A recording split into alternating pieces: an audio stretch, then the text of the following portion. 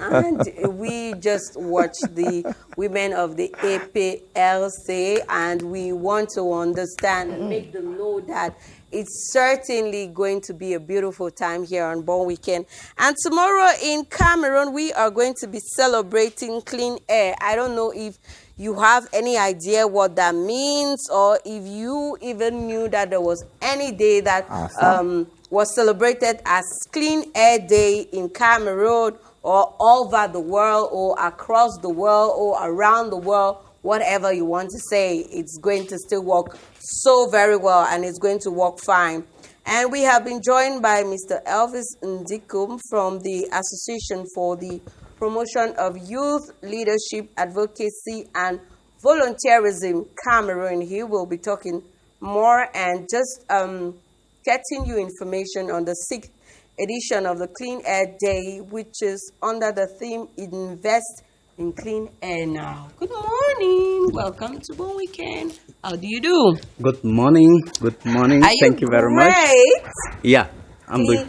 Clean Air Day. Oh, first and foremost, tell us about this association for the promotion of youth leadership, advocacy, and volunteerism, Cameroon. Yes, so APILAF, as we call it, for the past 10 years, we have a vision for the promotion of peace and eradication of poverty.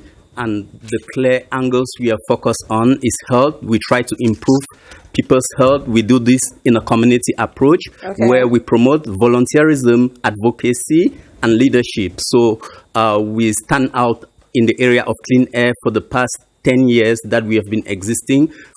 We began with issues like HIV and AIDS, tobacco control, and now we are focused just on air pollution and climate change, which is one of the biggest crises of our time. How well did those projects rather function?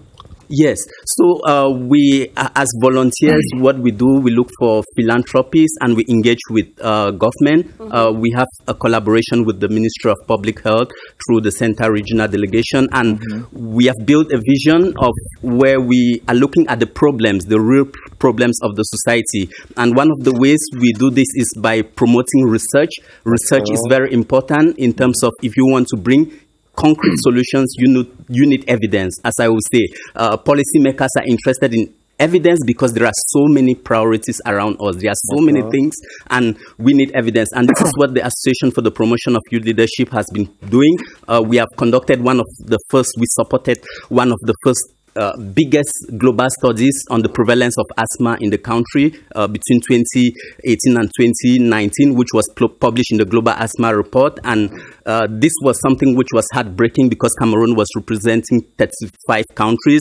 And the results from this study were staggering because we could feel the difference of the impact of asthma within different groups. So you can actually see the trends amongst children 6-7 years, 13, 14, and the adults. We'll be coming back to that, Pascal Zay, to talk about how clean air can help ameliorate the health of asthma patients. But first and foremost, Pascal. Exactement, parce que j'allais dire pour ceux qui nous rejoignent à l'instant, il faut savoir donc que demain, c'est la journée internationale de l'air dans l'air pur pour un ciel bleu. Donc c'est célébré chaque année le 7 septembre pour sensibiliser à la pollution de l'air et ses impacts sur la santé, comme il le disait tout à l'heure. Donc pour ceux qui justement se poser la question qu'est-ce que c'est, parce que moi j'avoue quand même que j'étais pas au courant qu'il y avait une journée pareille, et ça fait vraiment plaisir que monsieur Elvis, comme vous êtes là justement pour nous en parler. Alors je vous disais tout à l'heure qu'on va revenir un peu sur la plupart des